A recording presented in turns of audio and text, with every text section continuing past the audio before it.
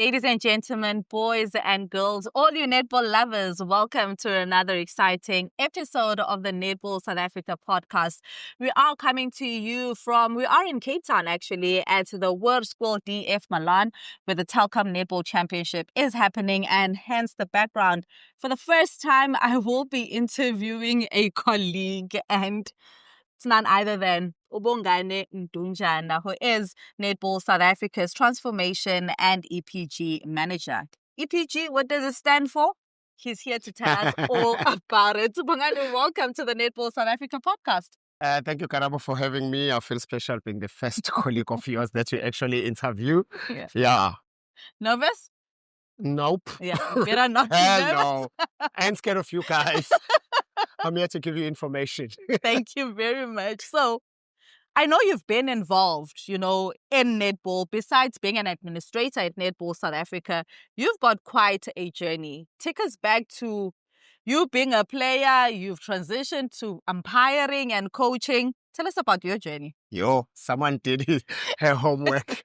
I started off netball, Karabo, not even realizing I'm getting into netball. Someone long ago convinced me that there's actually males netball, and I didn't believe him. I went and watched at Hoy Park, where actually the males are going to play championships this year. So watch finals between two best teams in Durban that time, playing the Durban District League. The finals, it was Happy Club and Seven Stars. I've never seen, something relating to basketball, which I played a little bit, but more interesting. I got hooked from there. I got interested from there. I joined this men's team, and it became one of the best teams. It still is the best actually in Durban and in KZN, the team that I played for. And that's how my journey started with netball. Just playing. I know I used to play center, and nobody knew me until 2 years later, and I just out of nowhere surface and become competitive. I've got names actually that I can quote of people that that I played with. Olen, who's a team manager of the Fast 5 2024, was playing center then, thinner than he looks now. Hi, Olen. He was the best center, and I came in and started giving him competition, and it was interesting. Uveli, which got injured, was in the national team. Veli was playing defense then when I started playing.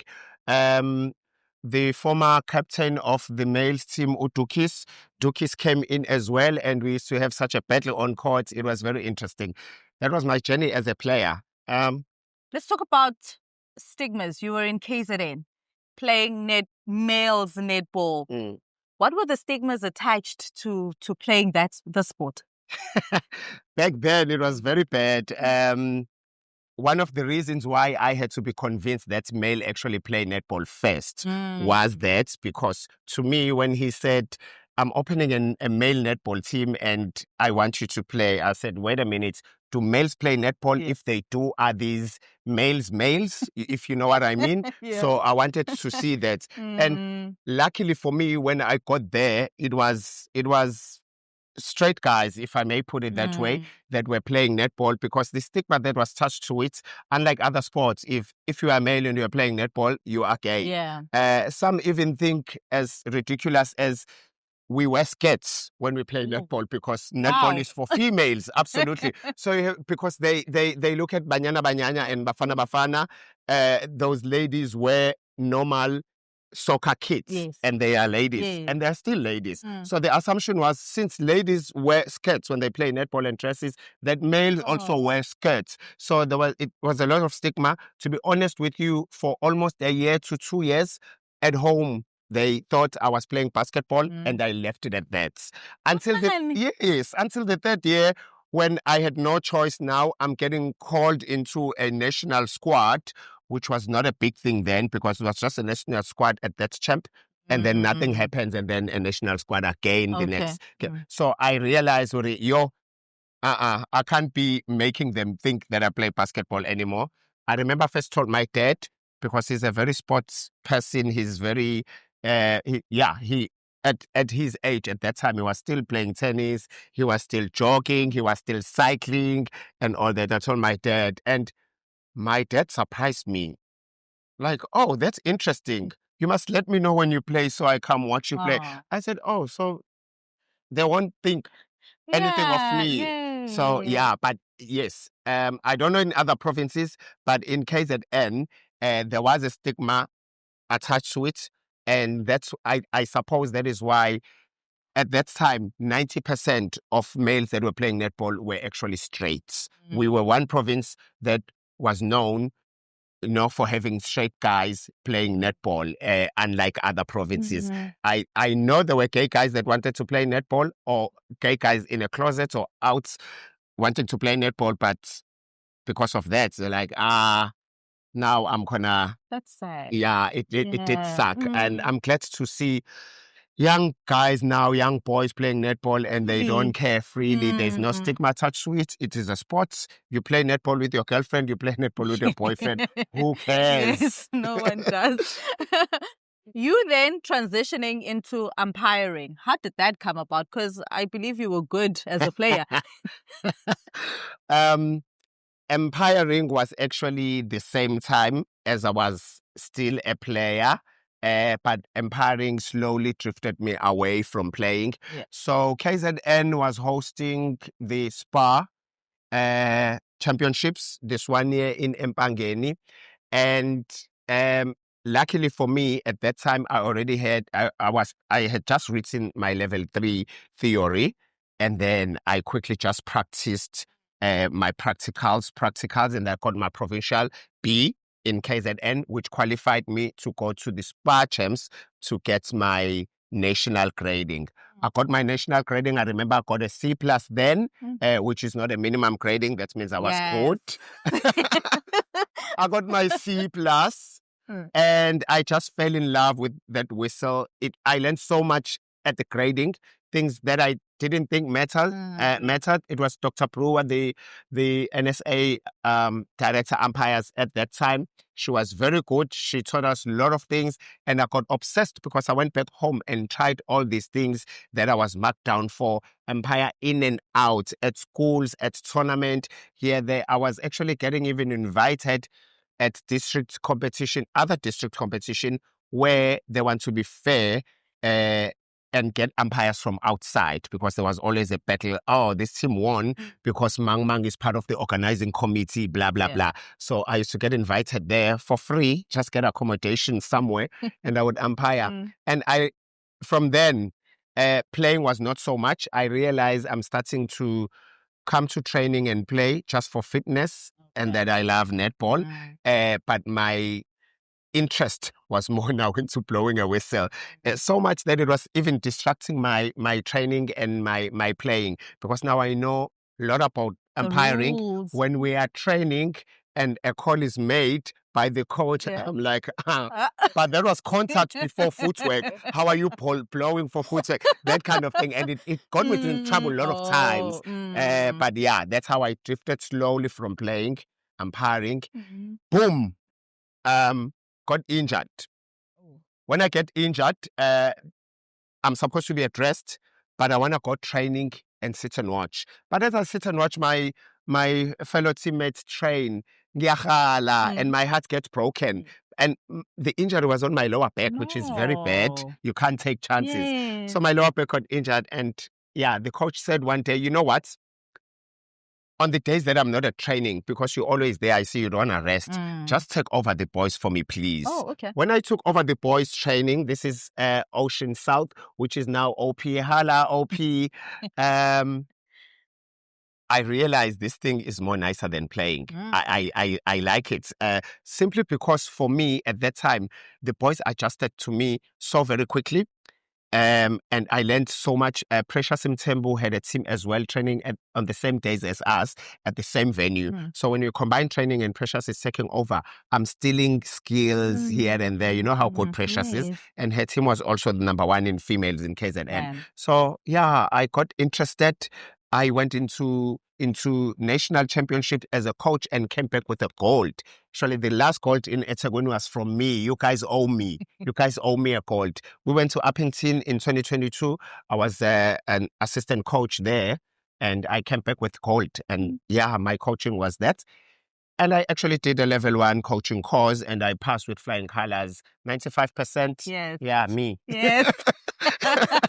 Yeah, that's my coaching part of netball. Ooh, Bongani, and then shifting, into administration. You just want to be a part of netball holistically. You must tell me who is telling you all those things. I'm a journalist, she knows everything about me. Yeah, journalists are dangerous. Again, with that, Karabo, there's a story to tell, a beautiful story to tell as well. I'm still now with these Ocean Predators. I'm now a formidable coach. I'm not setting my foot on courts as a player anymore. I'm now a coach. I mean, I came back with gold for the district. KZN Netball office. Someone who was working there was on maternity leave. Her name was Vuse. And my coach again saying, hey, you're good in admin. Why don't you go help out at the, KZN Netball office? The lady is, and they're struggling. I said, why not, man? I'll help out. Helping out became me getting a stipend. Wow. Vuse comes back after 4 months. And yeah, she resigned. She sits in for 1 month and then she resigned. KZN Netball said, there's a contract, see the terms. If you like it, sign it. But you've transformed our office and we are very happy with your work, blah, blah, blah. And there's me signing the contract with KZN Netball office. And now my terms change. If I'm needed at the office, I'm at the office and I'm missing training. I had to sacrifice coaching my team because it's playing in the KZN Netball Super League. So conflict now. They're playing the Super League that I'm responsible in coordinating and everything. Conflict, I had to let that one go. Again, that made me realize that I'm a good administrator. I'm good in everything. I'm interested in administration. And with age, Karabo, I had to make a decision. Coaching, is there a future for me in coaching? Am I happy with just this one accolade? Because that was my biggest one. I was coaching a district team. Yes, the team I was coaching at home, locally in eThekwini, it was the best. Am I happy with those results? Can I let go and move on? I decided, you know what? There's bigger things here. I rub shoulders with bigger people at the Department of Sports. I rub shoulders with sponsors. The executive committee that I'm working under are people of high caliber. And the president of KZN Netball then was a municipal manager. So I was like, Bongani, I think this is the way to go. And that's how I jumped over to administration. Little did I know that NSA is going to advertise a post. While I'm there for 3 years doing admin for KZN Netball, I applied for that post, flew for interview, and months later, boom. The job is yours. Omo, Netball South Africa. And yeah, you get a very serious and important position. Yep. Transformation/EPG manager. What does that mean? Explicit parental guidance. Jokes. Yes, Karabo, it is a very important one. It's a government mandate, actually. More than a job. NSA created a job, obviously, because someone must solely be looking after transformation of netball in the country, because we submit this to the government, to the Department of Sports. So EPG simply stands for Eminent Persons Group. It's basically a panel on the government side, also looking after transformation of sports. So it's not just netball, it's sports, particularly your netball, your rugby, your cricket, your football, your athletics. These are the sports that back in the apartheid era were, not what they're supposed to be in terms of the demographics of the country.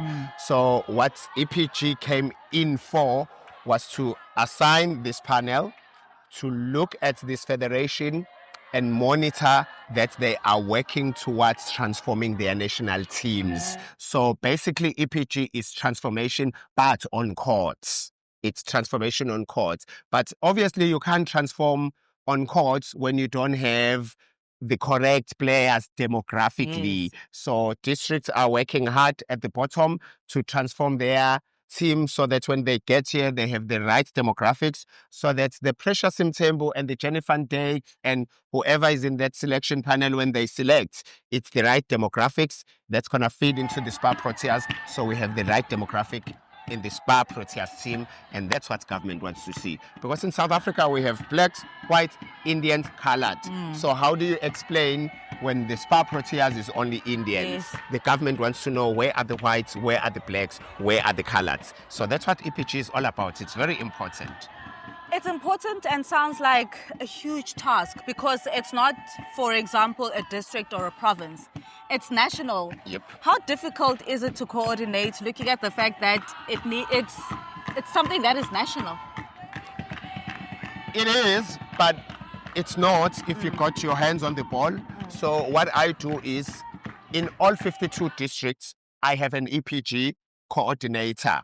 And then in 9 provinces, I also have an EPG coordinator. And remember, we also have our associate members, your school's netball, your USA, which I was at, your SNTF, your DCS, your deaf netball. Those are also associate members, meaning they are running netball in their own corners. Now, I have an EPG person who sees to it that I get the data that I'm looking for, so that I work out how far are we as Netball South Africa in terms of reaching our target, because you have to set a target for yourself. Oh, okay. If I have out of 15 Spar Proteas player, okay, and 14 of them are Indians, so I'm still looking for whites, for black, for mang. Surely my target is gonna be extremely tough, because I need these people and I need them now. So these people help me coordinate, because it's very difficult from Netball South Africa to go down to the districts to get this information. So I have coordinators, Karabo, everywhere, which are doing a lovely work. It makes it easier for my work. We keep in touch all the time on email, on telephone. They contact me if they have any challenges, if they have any questions. I help out the best I can. Yeah. The other thing I do is also have a workshop. Ideally every year. It keeps us together, because things change every year, which makes challenges tougher and differ every year. Yeah, but I've got a very supportive structure even at the office. At my back, I've got demarcation and structure, the president, who is actually responsible for EPG, because the government gives her hiding, not me. I've got that support behind as well. Sure, Bongani. You feel sorry for me? I feel like it's a whole lot of work.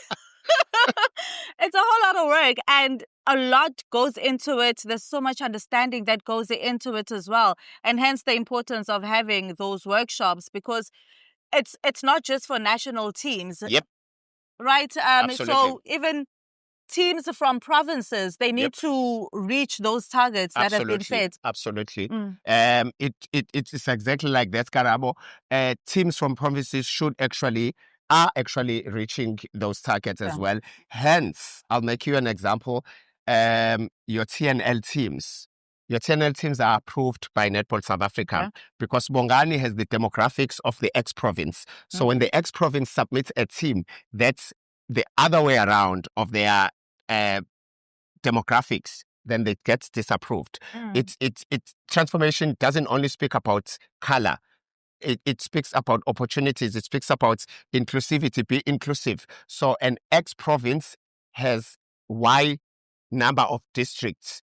So if you come with a provincial team with one district represented, then that raises eyebrows and questions are asked, and the team is disapproved. Because as much as government is saying, my Spar Proteas cannot be a Karabo color. Where is the Bongani color? We also have a right to say the ex-province does not have only the Karabo color and where Karabos come from. That you have 7 districts. Why is your provincial team represented by one district? Surely something must be done if there are no TNL quality players at the other districts. Then you go out there and you do what you are in the position for, which is developing netball. You cannot say that people are jumping up and down, training day in, day out, and you can't produce another Precious Mtsembu, you can't produce another Bongiwe Msomi, you can't produce another Potgieter or Karla, because that's what the positions are there for, to develop netball, give people opportunity, put them in a pathway, have a development plan, so that when the Bongiwe Msomi goes out, a Chawane comes in. When Potgieter comes out, you have another little Potgieter coming in, your Elmarie Fieser and all that. That's what EPG and transformation is actually about. One would say, is there support though? Let's say it's these rural provinces, for example, so that there are TNL quality players from that province or rural area. Is there support? On our side, as Netball, there is support in terms of programs. That's why we always insist on a district having a district league and a province having a provincial league, because umntana bantu ogquma in a court enojani kanje and ends there will never make it to a national team. But if there's a professional district league that is run by the executive of that district, that's where the identification of talent comes from. This Mdunjana will now also be playing a provincial league of that province. Your KZN Super League, for instance, I know in KZN you don't qualify to try for Kingdom Stars and Queen unless you play the Super League. And how you play the Super League is because you were number one at your district league. So if a number one this year in eThekwini District League qualifies to go and play the Super League, Agiruyabona, now there's a pathway. There you become a Kingdom Stars and a Kingdom Queens player. At TNL, you have your Jenny van Dijk looking at you, and that's how you make it through. So that's, as far as netball is concerned, covers the supporting and developing part. However, the government also has a role to play, because we need infrastructure.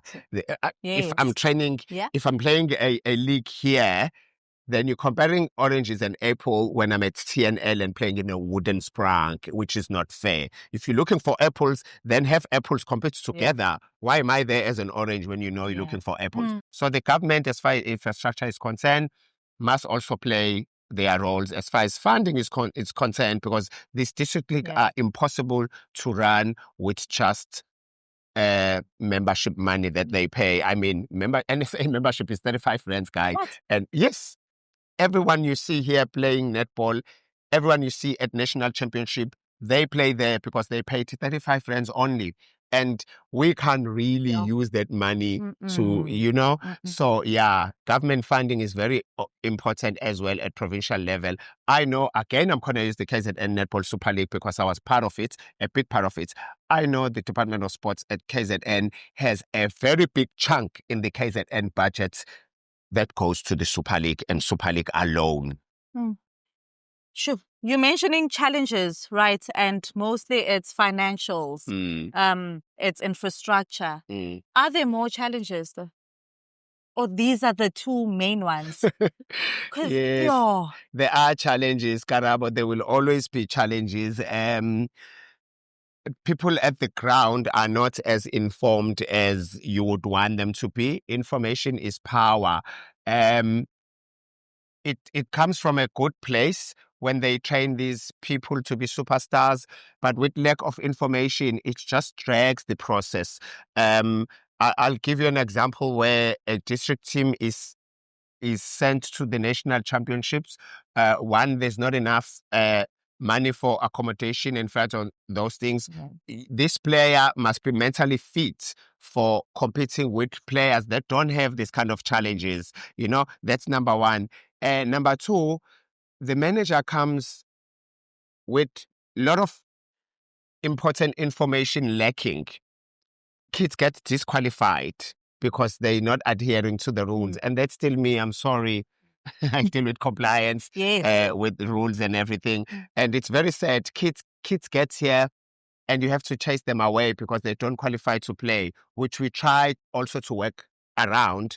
But we can't be breaking our own rules, guys. Sure. So, there's always challenges. But for me, with my desk, my biggest challenge is the information the compliance with the rules, the compliance with the target system. Remember, we still answer to government instead of transformation. So when people come here and they don't comply to the target system rule, it's very difficult to achieve that goal that the government wants.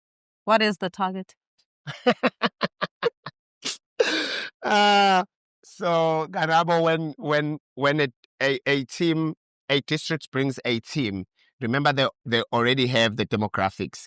Let me say, District A, their demographic is 50% white, 50% black, right? So when you come to our championship, at least if it's not 6-6, because the team is made out of turf, if it's not 6-6, but at least have a combination of both. If you come now with 12 of one race, then that race is eyebrows, because there's, 50% that is missing. Where did it disappear to? Okay. Moreover, on court, we have what we call a transformation rule. It was done in 2018 and adopted by council, which is a tool we use to force districts for us to achieve what we need to achieve. So basically on court, out of 7 players, if you play 2 of Karabo and Bongani's race, the 5 must be of other race. Or else you can play 3 of us or 4 of us. So it's a 3-4, 5-2, but anyway, it just depends who your target players are. Zululand has different target players to Tswane. Now you see the difference. Makes sense. You get it. Yeah. So we call them target players because it's players that you're supposed to be looking for. So normally your target players becomes a lesser number on courts, obviously. If Zululand target players are black people, then they would normally play 2 black people and 5 whites, or 3 black people and 4 whites. So if you don't comply with that system, there's a penalty for that.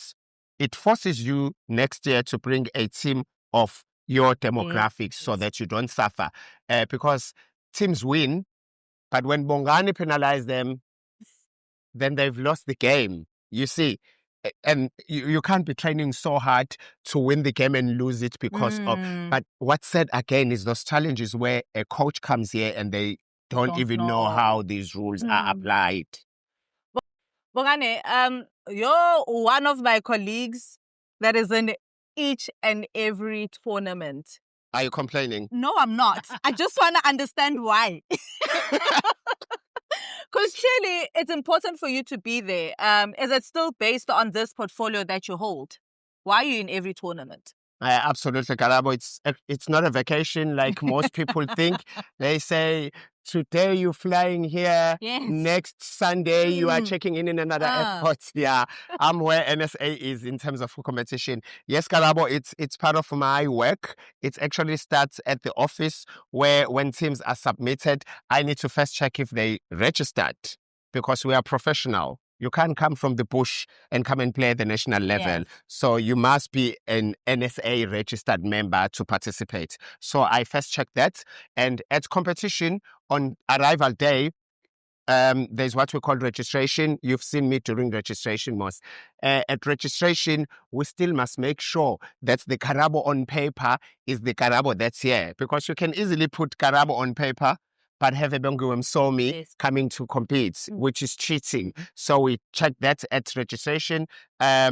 People register to trial because the selectors don't know people by name. And it's a good thing that they don't, because then you select people based on performance. So you don't have to know my name. Numbers, they get registered with selection numbers. I need to also manage that process. And there are also rules that need to be applied as early as registration so that you don't get disqualified when you play. So I must be at all the championships. I must be monitoring games, especially of the district that I flag. I flag you guys, hey, I flag you. District that I flag, I will give you an example. So if a district out of 12 players bring 2 target players, this means that this district can only play 2-5. Which means that these 2 poor girls must play 4 quarters of every game, the whole. Is there anyone fit enough to do that? So sooner or later, someone is going to get injured. Yeah. They're going to start playing 6-1, which we don't have. And Bongani must keep record of this so that I can pose the appropriate penalty when the score sheet comes. I need to do all these things, Karabo. And yeah, it's a nice job. I make friends and I make enemies, and it has a lot of work, as you are saying. Yeah. You were fun, you were exciting, you were very informative. I'd like to do things differently, wrapping it up. Can you wrap up? So you just say bye until we do it again. Thank you so much for tuning in. You know what? When someone wants you to take their job, I've never seen them asking this way. I'm giving you the pleasure. I've never seen them doing this way. They do it by not coming to work, by dodging work, and then by coming drunk at work. Stand in. And then Bongani stands in because the boss asked them to. Now, the actual person asks you, okay, Netballers, thank you so much for tuning in. It's been a great pleasure having me on Karabo's show. Until we meet again, thumbs up. You can request, there's the tagline here at the bottom for me to come back again. How is that for nothing up? And it's a wrap.